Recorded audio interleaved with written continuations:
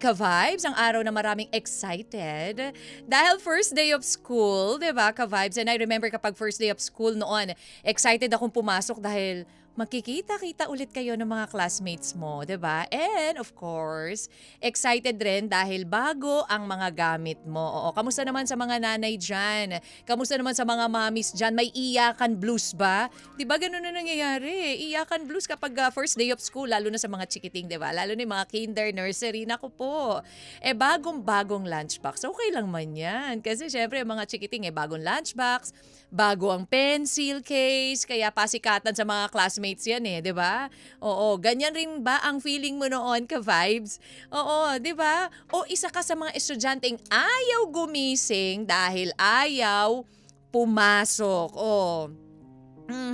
For sure marami rin ganyan na yung nasobrahan ka sa pag-enjoy ng bakasyon kasi naman, 'di ba? Sarap talaga magbakasyon, 'di ba? Oo, pagdating ng araw ng pasukan, biglang tatamarin ka. Ayan, actually may mga ganyang moments naman tayo talaga ka-vibes. Yung parang pala nakagaling tayo sa mga long vacation, kahit nga sa trabaho tulad nitong nagdaang weekend po, haba, 'di ba? Nag Independence Day sa holiday tapos 13, Friday, ipit na araw. So marami na po ang nag-leave niya, nagdire-diretso na. Sabi, Kati G, huling hirit to eh. 'Di ba? Oh, yung may mga hangover pa dyan from the long weekend. Nako, hagising-gising na po, malamang. Puros inuman ang ginawa mo for the whole yung weekend. Kasi yan ang hirap 'di ba? Hindi pala akala mo walang pasok. Akala mo hindi pa Lunes. Lunes na. Pero minsan talaga ang hirap i-balance ang trabaho at relaxation, 'di ba? Lalo na kung masyado kang nag-e-enjoy. Isa minsan, 'di ba, sa enjoy tayo sa trabaho, malilimutan mo na lang yung bumalik, 'di ba, sa trabaho. Kaya siguro sabi ng iba, bakit hindi nyo na lang gawin ang trabaho bago ka magbakasyon? Ayan, medyo mahirap, medyo nakakainip, medyo walang sweldo kapag wala kang trabaho, 'di ba? Paano yung mga gastusin mo? Ayan. Yan ang trabaho na kapag nakasanayan mo na ka-vibe, siguradong bakasyon ka forever. Pero I'm sure ayaw mo naman na maging ganyan. Ayaw naman natin yung bakasyon mode na lang, 'di ba? Nakakainip din sa bahay ka-vibes. Kaya dapat matuto tayo na magbanat ng buto at mangarap. At pigil-pigilan mo na kung ano man yung bisyo mo. Ikaw ba ka-vibes, ano bang mga pinagkakaabalahan mo, 'di ba? Yung iba kasi wala nang trabaho, ang lakas pang uminom. Wala nang trabaho, ang lakas pang bumarkada. Wala nang trabaho, ang lakas pa magyosi. O, 'di ba? Ouch. Pero speaking of bisyo, hindi naman lahat ng bisyo masama, ka-vibes, 'di ba? Kasi yung ibang bisyo ang mag-aral, 'di ba? Ang sarap kapag ang gusto mong bisyo ay mag-aral Oh, 'di ba? Masyado kang studious. Oo, 'di ba? Okay, 'di ba? Pero para sa iba, then that's the best addiction, kumbaga. Pero ka-vibes, ayan. Ako para ako nagsisermon dito. Although I know mahirap talaga baguhin ng isang nakasanayan na natin, may chance pa rin talaga na magbago ka-vibes. 'Di ba? Sabi nga nila lahat naman ah, merong pag-asang magbago. So, bakit mo pipigilan ang sarili mo magbago? Well, ano nga ba itong mga pinagsasabi ko ka-vibes? Samahan niyo na lang po ako sa ating siyempre, babasahin na letter for today coming from Maya. Naku po, ano bang nangyari kay Maya? Well, para po malaman niyo ang kabuuan ng kanyang story, tutok lang ka-vibes. Siyempre, kasama niyo na naman po ako, ang guidance na sa usaping pag-ibig, Kathy G, dito sa Love Me Kathy, ayan, 'di ba? Something na alam niyo 'yon, ka-vibes baka may isang gawain ka na nagawa mong pigilan dahil nga sa mga bisyo. Papaano mo ito nagawa at papaano mo ito pipigilan? Lahat ng 'yan dito lang, syempre sa programang Love Me Kathy G. Kaya wag kang bibitiw ka-vibes Samahan mo katutok lang dito sa 92.3 FM Radio Manila, your favorite music radio. Ka-vibes. Love me. And ka-vibes, kahit na anong sakit, anong ginawa sa'yo ng tao na hindi maganda, pero kapag pinangibabawan mo ng pagmamahal, pag pinangibabawan mo ng love, 'di ba? Iba pa rin ang hatid, 'di ba? Love is all that matters. Kung minsan na kapag ikaw ay naghihirap na sa ginagawa mo sa isang tao, kahit na alam mo yung tao na yun ayaw nang magbago, 'di ba? Still ikaw pinipilit mo pa rin 'yan. Love is all that matters kasi mahal mo yung tao. Kaya kahit nahihirapan ka, pagbaguhin siya, kahit nahihirapan ka, nasasaktan ka, sige lang kasi love is all that matters. Ka-vibes, siyempre, Love Me Kathy G na po po ang inyong pinakikinggan. Ngayon pong araw po ng Monday, kamusta ka naman po dyan? Kamusta ba ang weekend mo, ka-vibes? Kamusta ba ang tanghalian mo? Kamusta ka na ba ngayon? Ha? Tuloy-tuloy na, balik na sa trabaho, kaya naman tambak ang trabaho, I'm pretty sure. Oo, but okay lang yun, di ba? Ang importante, nakapag-relax ka. Ang importante, 'di ba? Nakahabol ka pa bago balik eskwela. Ayan, oo. Kasi yung iba dyan na parang, nako, eto na naman tayo, puyatan blues, agagising blues, di ba? Oo, lalo na sa mga magulang ha. Siyempre, alam mo naman ang mga magulang. Yan ang ating responsibilidad. Lalo na kapag ikaw ay may mga maliliit pa na anak na nag-aaral. Nako, kailangan mo have to wake up very early para i-prepare yung kanila pong mga pambaon, pananghalian, di ba? Eh, ganyan talaga, tiis-tiis. Parang ang ating letter sender ngayon, naku po, abangan nyo later ha. Ang babasahin kong letter from Maya. Naku, isang pipit, isang ibon. Ang ating bang letter sender, ano bang nangyari kay Maya? Siya ba ay nakalipad ng maayos? Si Maya ba ay napunta sa isang puno? Meron bang tumarget sa kanya? Abangan nyo po mamaya ang magandang story. Actually, we have a very nice story today coming from Maya. Si Maya po ang nag-share ng kanyang story sa atin at very inspiring dahil alam mo naman tayo, 'di ba, ka-vibes, kung minsan kapag nasanay na tayo sa mga ginagawa natin, nag-e-enjoy na tayo sa mga ginagawa natin, dead makels na kung ano pang mangyayari, 'di ba? Wala na tayong pakialam dun sa mga tao nasa paligid natin. Pero yung mga taong nasa paligid, sila yung nahihirapan for us. Naku po. Ka-vibes, ano ba 'to mga pinagsasabi ko? Abangan nyo na lamang po yan later sa ating letter na babasahin from Maya. Meanwhile, bisitahin nyo po ha, live na po tayo sa Facebook, ka-vibes. Kaya abangan nyo po ang letter mamaya ha. Syempre, ang aming pong YouTube, IG, and TikTok also. Bisitahin nyo po 92.3 FM Radio Manila. At yun nga po sa Facebook Live nyo na pong mapapanood. At syempre mapapakinggan ang Love Me, Kathy G.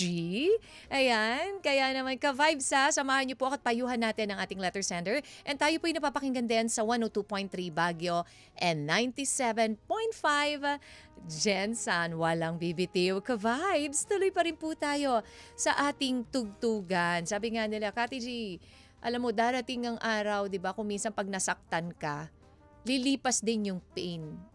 Or lilipas yung pain at lilipas din yung tao na yon na nag-cause ng pain sa'yo, pero hindi mo na nararamdaman kung ano man yung feelings na yon, diba? Abangan nyo po ang ating letter for today. Dito lang sa 92.3 FM Radio Manila, your favorite music radio. Ka-vibes. Kitang mahal. Diba?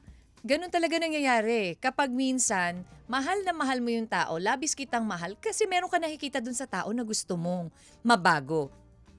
Meron kang nakikitang maganda dun sa tao, kaya kahit na nahihirapan ka at nasasaktan ka, sasabihin mo pa rin sa kanya, bakit labis kitang mahal? Hindi ko maintindihan. Uy, say hello muna sa lahat po ng mga nanonood ngayon sa atin sa FB Live. Ayan, sa 92.3 FM Radio Manila. Ferds Gutierrez, hello Ferds. And also kina Roy De Guzman, ayan, Miss Altesa Sino Cruz, Tin, and Gloria King Michano, William Mortel, Roy De Guzman, Erwin Velasco, Solid Catmac Official Group at sa lahat po ng mga nakatuto, kaya na kay Hans Manrique. Thank you so much. Naku, abangan nyo na po ang ating letter for today coming from Maya. Alam mo, tama itong ating song, Bakit Labis Kitang Mahal?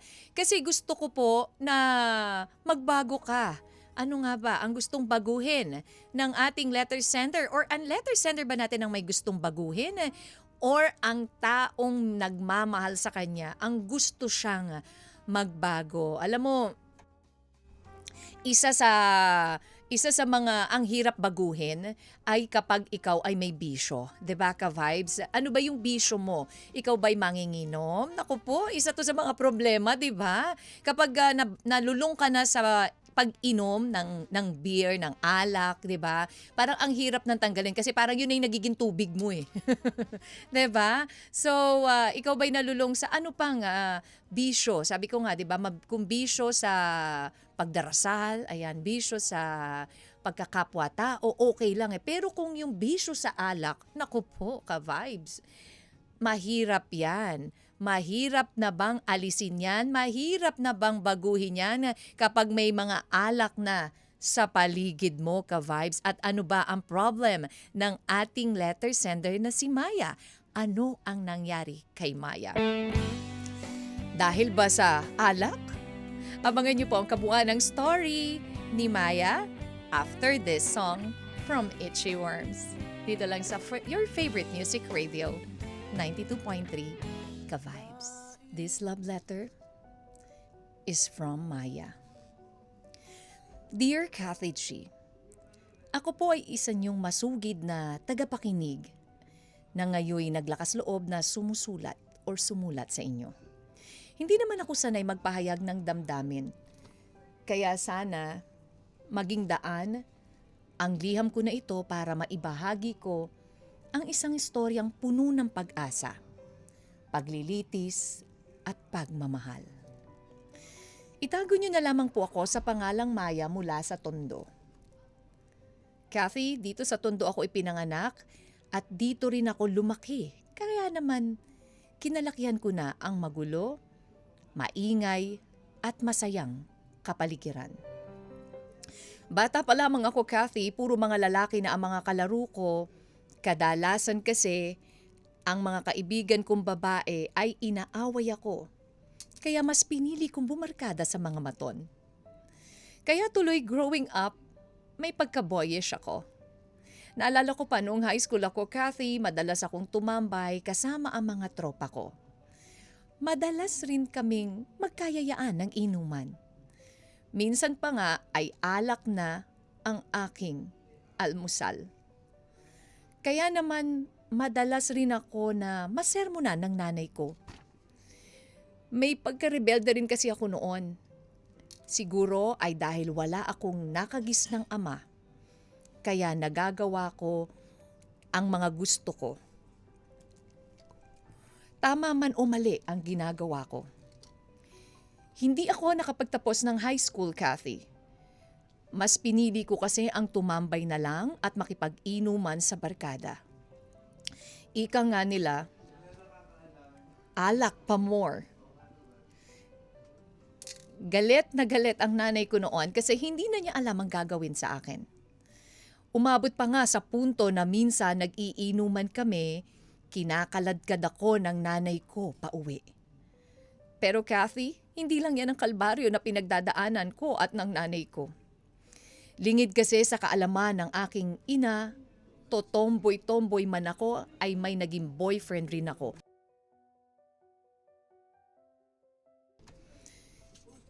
Nakilala ko si Alfred. Madalas siyang dumayo dito sa Tondo. Taga dito kasi mga tropa niya at oo, Kathy, nakilala ko siya sa inuman. Matipuno kasi si Alfred kaya nahulog ang puso ko sa kanya. Hindi ko namamalayan, Kathy, masyado palang mabilis ang mga pangyayari. Dumating ang araw na kinakatakutan ko. Nabuntis ako ni Alfred at ang masaklap, hindi niya kayang panindigan ang bunga ng aming kapusukan. Karpintero lang kasi siya at walang regular na kita kaya sabi lang niya ay kung ano lang ang makakayanan niya, ay yun lang ang maitutulong niya sa akin. Sinabi ko ito sa nanay ko, Kathy. Halos gumuho ang mundo ng aking ina nang malaman niyang buntis ako. Hindi na nga ako nakapagtapos ng pag-aaral, walang trabaho, at ngayon ay nagdagdag pa ako ng isa pang pasanin para sa aking ina. Araw ng kapanganakan ko, Kathy, nagsilang ako ng isang baby boy na pinangalanan kong Kevin. Dahil hindi ko siya kayang alagaan, kaya nanay ko ang umaruga sa kanya. Pagkapanganak ko kasi balik na naman ako sa dati kong gawain at nagpakapariwara na naman ako.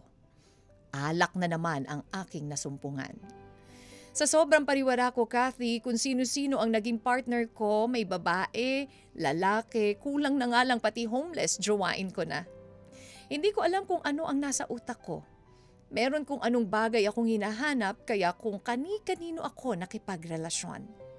Sa awa ng Diyos, Kathy, napalaki ni nanay na maayos ang anak ko. Siya halos ang nagtaguyod sa pag-aaral nito. Ipinakilala ko rin sa anak ko ang tatay niya dahil habang lumalaki ito ay nagtatanong siya sa akin kung sino ang kanyang tunay na tatay. Malaki rin ang pasalamat ko dahil hindi lumaking kagaya ko ang anak ko. Kasi Kathy, lumaking mabait, mapagmahal at may takot sa Diyos si Kevin. Bonus na lang na honor student siya mula elementary hanggang college. Pagka-graduate ni Kevin, madali itong nakahanap ng trabaho at hindi rin nagtagal, na-promote sa trabaho at nakaipon. Nakabili rin ito ng sarili naming bahay at siya na ang nagtatrabaho para sa amin ng lola niya. Pero Kathy, madalas ay nasa tondo pa rin ako. Dahil dito ang buhay ko.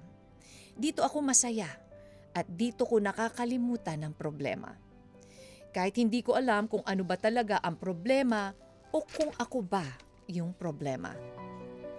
Binigyan ako ng negosyo ng anak ko, sabi niya para daw may pagkaabalahan ako, nagtayo kami ng bayad center pero di nagtagal, Kathy. Nalugi ito dahil napabayaan ko at mas inuna ko pa ang pag-inom ng alak at pakikipagbarkada. Nahihiya na rin ako, Kathy, sa anak ko kasi pilit niyang inaayos ang buhay ko pero ako hindi ko alam kung paano ko aayusin ang sarili ko. Kinausap ko ulit ang anak ko at tinanong niya ako kung ano daw bang negosyo ang gusto ko. Humingi na lang ako ng puhunan kay Kevin para magsimula ng landing business. Pero Kathy, sa kasamaang palad, nalugi na naman ako dahil na-mishandled ko ang pera. Napunta lang sa alak at pagsusugal ang tubo at pati na ang puhunang ibinigay ni Kevin ay nalustay ko rin. Isang gabi pag uwi ko galing inuman, nakita ko si Kevin, ang anak ko, na tulog sa sofa. Hindi man lang niya nahubad ang suot niyang damit at sapatos. Pinagmasdan ko siya habang himbing na himbing siya sa pagtulog. Nakita ko sa mukha niya ang hirap at pagod sa trabaho. Biglang may kumurot sa puso ko, Kathy. Parang naantig ang pagkananay ko. Sabay sa pagtulo ng luha ko ay ang paggising ng anak ko. Nakita niya ang luha ko at tinanong kung bakit ako umiiyak. Sinabi ko na lang na lasing lang ako kaya medyo madrama. Ngayon, Kathy, sinusubukan ko na magbago. Bigla na akong nakaramdam ng hiya. Nahiya na ako sa pamilya ko, lalo na sa anak ko dahil siya lagi ang nag-a-adjust para sa akin. Nakita ko rin na hindi siya nawawalan ng pag-asa sa akin. Umaasa siya na darating ang araw na magbabago ako. Sana nga ay mapanindigan ko na ang pagbabago. Sana nga lang ay hindi nahuli ang lahat, marami akong pagkukulang bilang isang ina. Pero sa kabila ng lahat, hindi ako pinabayaan ng anak ko kahit pa nagkulang ako. Hihingin ko din ang inyong dasal para sa patuloy kong pagbabago. Hanggang dito na lamang, Kathy, at maraming salamat sa pagpasa ng aking liham. Diba? Parang para kang, alam mo yun, nalulung. Sa beer, nalulung, sa alak, 'di ba? Ano ba nangyayari doon sa makakarinig ng story mo? Mapapamaya ka na lang, mapapakanta na lang nung may pipit sa sanga ng isang kahoy. 'Di ba? Buti na lang mabait na bata ang kinalabasan ng anak mo, babait, responsableng bata. Kulang na lang pasanin niya yung daigdig sa iyo. Ano nangyari sa iyo, Maya? Kailan ka magigising, te? Kung kailan ka susukuan na ng anak mo? 'Di ba? Buti ngayon medyo natatapik ka na parang nagkakaroon ka na ng realization. Na sana tuloy-tuloy nga yung realization mo na yan, 'di ba? Ano ba nadudulot sa iyo? Okay na yung noon naging pariwara ka. Sige, wala na tayo dun Pero yung ngayon, i-continue mo pa na yung anak mo todo effort, 'di ba? Na parang nakikita mo yung tao na hindi papamukha ko sa'yo na may pag-asa pa. May chance ka pang magbago. 'Di ba? Ano ba, tulungan mo lang ako. Yun yung gusto sabihin ng nanay nung anak mo sa'yo, Maye. 'Di ba? Please. Bilang isang ina, dapat ikaw ay magsiserve as good example. Sa iyong mga anak, hindi Sa iyong anak parang yung anak mo talagang, hindi ako titigil. But then, napakabuti nung anak mo. Dahil syempre, tinatanong niya pa rin ang utang na loob niya sa'yo bilang isang ina. Well, ka-vibes, ano po mapapayo nyo? at reaksyon sa atin pong letter sender for today. I-text mo na yan sa 0916-563-1777 or i-post nyo po sa aming FB page 92.3 FM Radio Manila or of course my FB page DJ Cathy G. And hello pa rin po sa lahat po ng mga nakatutok pa rin sa atin sa ating FB Live. Ayan, thank you Ka-Vibes. Ayan na. And tuloy lamang po tayo, Ka-Vibes, huwag kayong bibitiw ha. Samahan niyo po ako hanggang alas 3 pa po tayo ng hapon magkakasama-sama para magbigay ng payo at liwanag sa atin pong letter sender na si Maya. Dito lang yan, Ka-Vibes, sa 92.3 FM Radio Manila, your favorite music radio, Ka-Vibes. I wanna make it with you, anak, Kevin, 'di ba?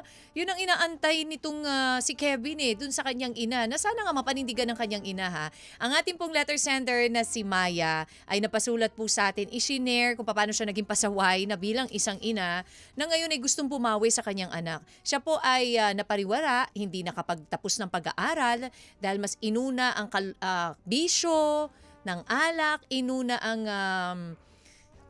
mga barkada, mga kaibigan, kesa sa kanyang pag-aaral. And then bukod pa doon, kung sino-sino ang pinatulan niya, 'di ba? Cathy G, kulang na lang lahat talaga maging jowa ko. 'Di ba? Hanggang sa nabuntis po itong si Maya at nagkaroon ng isang anak na si Kevin. Si Kevin na nag-alaga ay ang kanyang lola na lumaki na isang mabuting anak.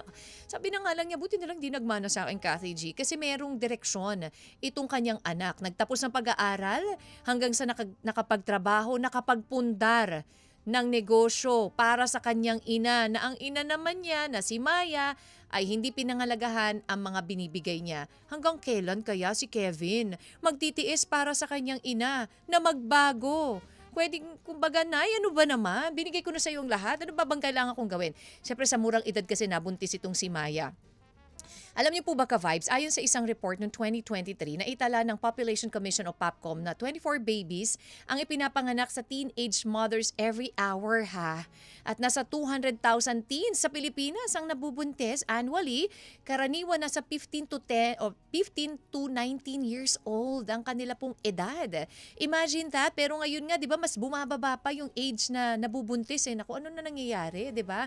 Eto, kapag ganyan na nangyari, nabubuntis, hindi nakakapag-concentrate or nawawalan, hindi nagagampanan ang pagiging isang ina katulad ni Maya to Kevin. But then, never say die, hindi sumusuko si Kevin dahil magbabago ka pa rin, Nay. Sabi ni Marieta Palma Ombak from FB Live. Ayan, sa mga nanonood po sa Facebook Live, hello po sa inyo dyan at say thank you sa pagtutok pa rin at pagstay. Kaya pa yang magbago kung talagang gugustuhin. Nasa kanya na yan. Kinabukasan din niya ang masisira kung hindi siya magbabago. Ayan, thank you Marieta Ombok. And sabi naman ni Sari Lerma, first of all, I'm happy dahil live na ulit ang 92.3 FM Radio Manila. Thank you, Sari. Kay Maya naman po, ang dami niya pong pinagdaanan. Di ba maybe naghahanap siya ng atensyon. Ayan. Naghahanap siya ng atensyon, aruga ng isang ama. Mapalad siya dahil nandyan pa din si Kevin at hindi siya hiniwalayan or iniwanan. Ayan. Anak niya po si Kevin, ha? Huwag kayo magkakamali. At ang bait ng kanyang anak. Pero sana magkaroon ng realization si Maya. Huwag niya nang antayin ang Diyos pa ang magbigay ng realization sa kanya. Hindi pa huli ang lahat para hindi magbago. Pasalamat ka at walang sakit itong si Kevin at ang anak mo at wala din silang bisyo kagaya mo, 'di ba? Oo, dapat makita at maramdaman nila na kahit papano may pagbabago sa iyo. Yun lamang po. Thank you, Sari Lerma.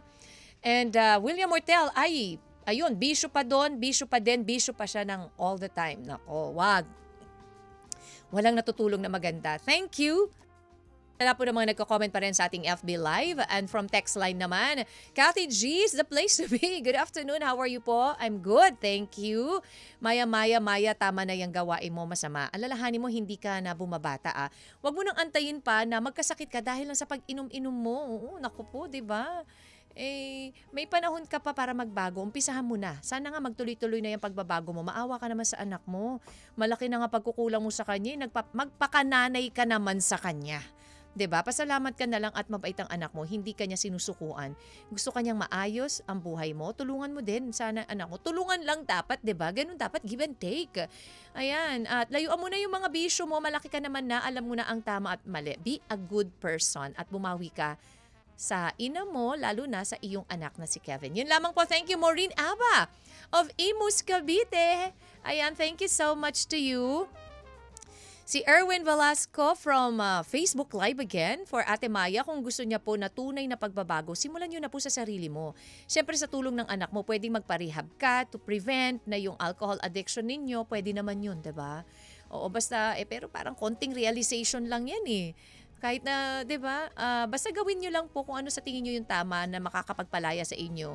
Ayan. At syempre, lakipan po ng panalangin. Kasama niyo na po kami sa panalangin. Thank you so much, Erwin Velasco, Bernard Lorejas. A big shout out sa taga-Gising ng Bayan. Happy birthday, DJ Kobe and Alexa. And also, Miss Altesa Sino Cruz. And speaking of birthday, happy birthday to Kuya Totoy. Ayan, happy birthday Kuya Totoy. Sana maramdaman namin ang papansit.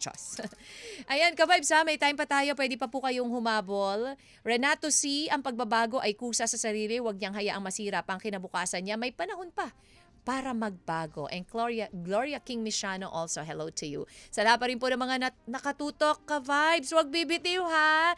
Diyan lang kayo manatiling manood sa aming FB Live at syempre makinig sa 92.3 FM Radio Manila, your favorite music radio, ka-vibes. About you, sana ganun ang sabihin nitong nanay, itong si Maya sa kanyang anak na si Kelvin. No? When I dream about you, anak, naramdaman ko na kailangan mo nga ako, 'di ba? Para naman na maiba ang takbo at ihip ng buhay ng ating letter sender na si Maya. Si Maya po na iba ang landas niya nung nung kabataan niya dahil hindi nakinig sa magulang, naging pasaway, 'di ba? Inuna ang bisyo kaysa sa pag-aaral, nabuntis, nagkaroon ng anak, binigay sa kanyang magulang, sa kanyang ina na nagsilbing nanay nitong kanyang anak. Pero ang maganda rito, hindi na paniwala ang kanyang anak. Bagkos hindi ito gumaya sa kanyang ina, nagpursige ito sa kanyang lumaki, nagpursige sa kanyang pag-aaral, nakapagtapos, nakahanap ng magandang trabaho at ngayon may maganda ng estado ng buhay at kaya nang bigyan ng negosyo. Actually, binigyan niya na ng 2 negosyo yung kanyang ina, pero yung ina niya parang wala pa rin talagang gustong gawing pagbabago sa buhay 'Di ba? Dahil lahat ng negosyong binigay, pumalpak.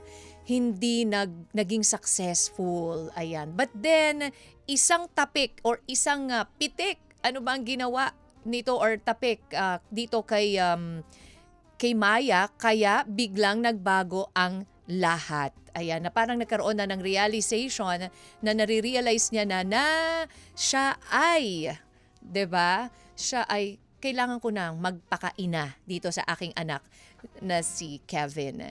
Alam niyo po ba, ayon po kay Dr. G.P. Perez, dating Executive Director ng Commission on Population and Development, majority o 99% ng kaso ng teenage pregnancy ang nai-involve or nai-inlove sa mas nakakatandang father or partner.